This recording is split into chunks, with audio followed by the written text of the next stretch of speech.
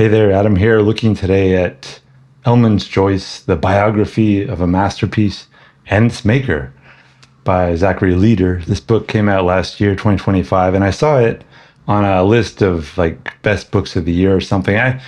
I suspect it may have been a list, algorithmically curated for me, because I feel like this maybe is a little too specific for a general list.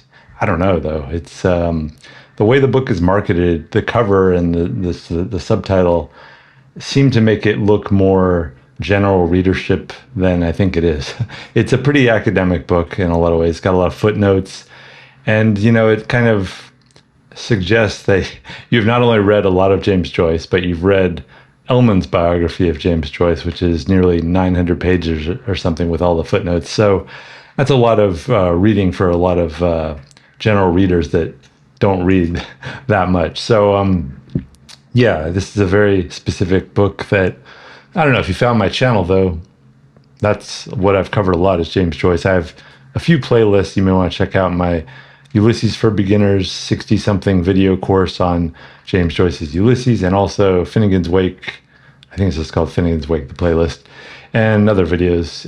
You can check them out. But I haven't done any in a while. I don't know how long, a year or two, but because I was reading through James Joyce's letters and other things. But now I finished his letters actually almost right when I finished this book. And I'm ready to start tackling a lot of James Joyce books, specifically Finnegan's Wake, in the near future. So if you want that, subscribe and you'll get more. Because and this year I plan to look at least 10 or 20, I'm sure. And I'm going to finally get to Herbert Gorman's books, including, he has two books on Joyce. One, which is the earliest biography, I think, of Joyce, the authorized definitive biography. But I think it has a lot of flaws from what I've heard. And I'm going to look at the book by his brother Stanislaus Joyce, which is discussed in this book, Elman's Joyce, and anything else, but a lot of Finnegan's Wake stuff coming soon. So stick around for that. So anyways, let's get back to this Elman's Joyce, the Biography of a Master and Its Maker book, which is by Zachary, who I had not read before, but I guess he's written some other books. I was going to look to find the list, but I'm not going to mess with it right now. He has written a lot of books, literary criticism, and this book I think is about 400 something pages in the printed edition.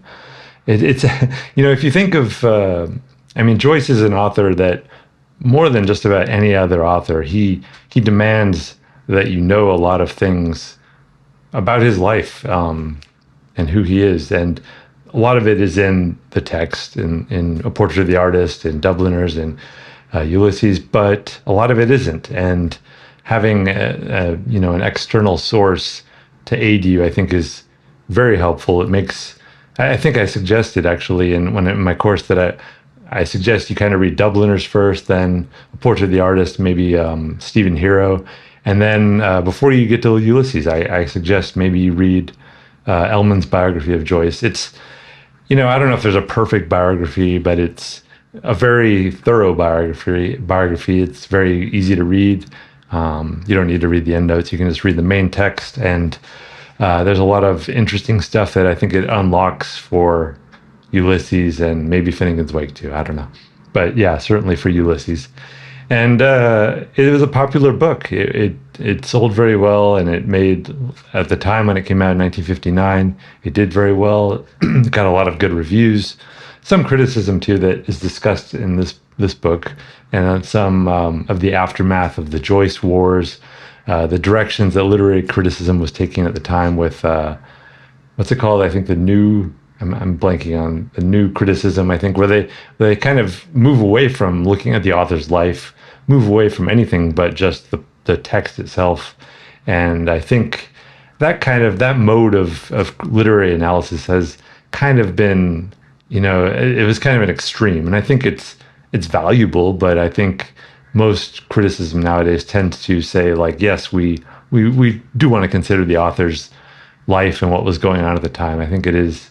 I certainly found when I was reading his letters that there's such a vast number of letters to a lot of different people about a lot of different things. A lot of them are about money. A lot of them are about like moving and trying to just survive. There's so many legal difficulties and money difficulties that Joyce had.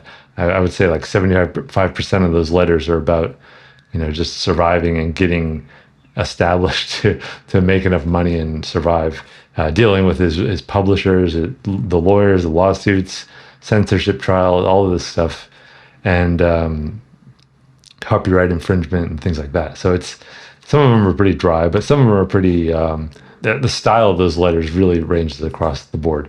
But the point is that, like, I think that helped me certainly with understanding his books and Ulysses in particular, what was going on at the time.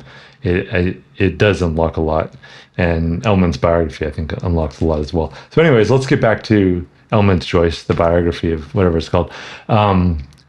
This book is, like I said, it's pretty special. If Elman's biography is the DVD extras of Ulysses and all his other books, this is sort of the DVD extras of the DVD extras, which is, that's a very academic thing to do, to add footnotes to footnotes and take it down a layer. And I'm not sure everybody wants it or certainly needs it. I mean, I don't know if I need it. I mean, I could have gone my whole life without knowing anything about Richard Elman, his circumstances that brought him to write his book. But having learned some of this stuff, it is pretty interesting. The book is well written. It flows very well. I was just burning through it at some points.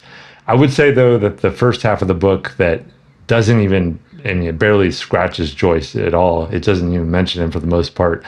It was just about Elman's younger life, how he kind of, went into academia and teaching, but then he also started to write books first on Yeats and then this Ulysses book. This Joyce book. That early part was by far less interesting to me because, it's kind of neat to see how he navigated that way. And I think the more you care about the subject of a biography, the more that's interesting. But I didn't really, Elman it was just a name for the most part for me before this. And I didn't need to know every little detail about it. But clearly, Zachary Leader had access to a lot of material from the Elman family, a lot of the letters. There was a very literate family in which I think the mother and the brother, and they wrote a lot of letters and they kept a lot of letters. So that clearly provided an opportunity for a biography like this that not everybody has, that clear level of record keeping. So the material was there, and Leader does trace his life.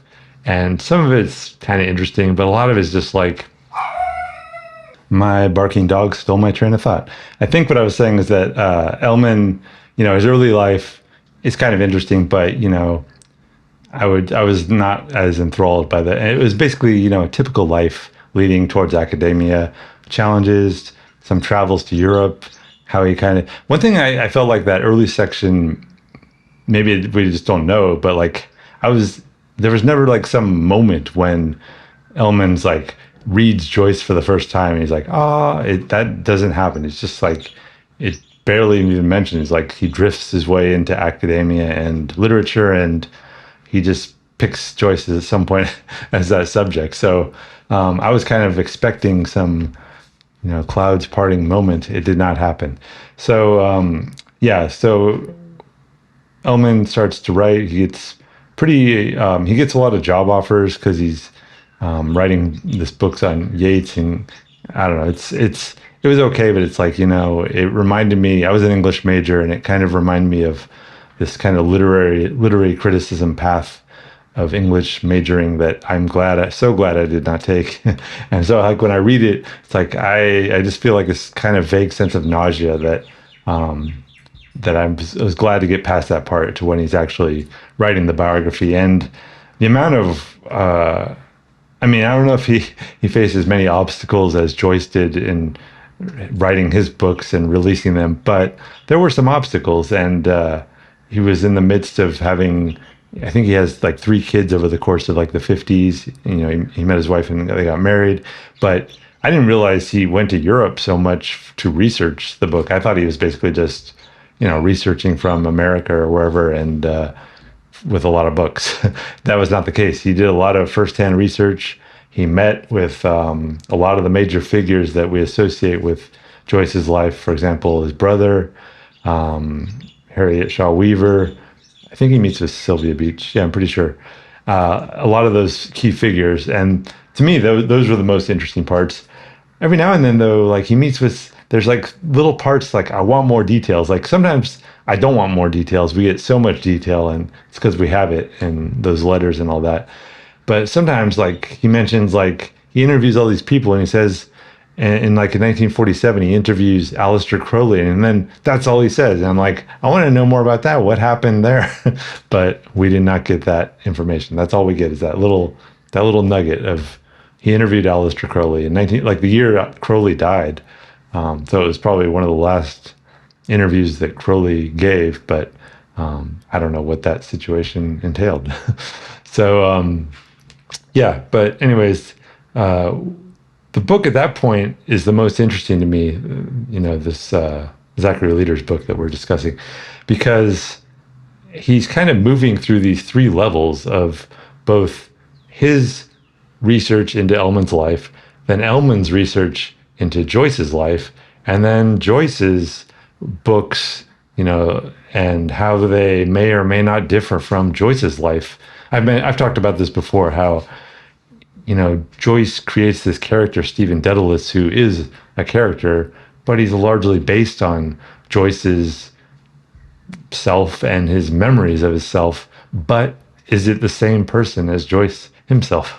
So that is an interesting question that is discussed in this book a lot. And to me, that's the most interesting part, because Joyce, like I said, is the most autobiographical of characters. He says he doesn't even create stuff. It's just all he's more like picking things up that are already there. Even Finnegan's Wake, you can argue, is it's a very fantastical book, but it's based on all his life experiences and the generalities that they entail. And so yeah, that was the most interesting thing about this book, is how it like kind of threads that together, and usually does pretty good, and that's why I found it so readable in those parts.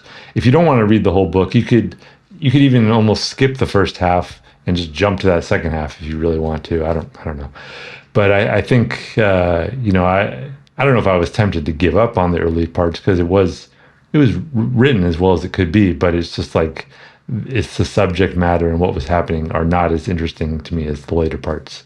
So those are my thoughts on this book, and who I think might enjoy this would be severe Joyceans.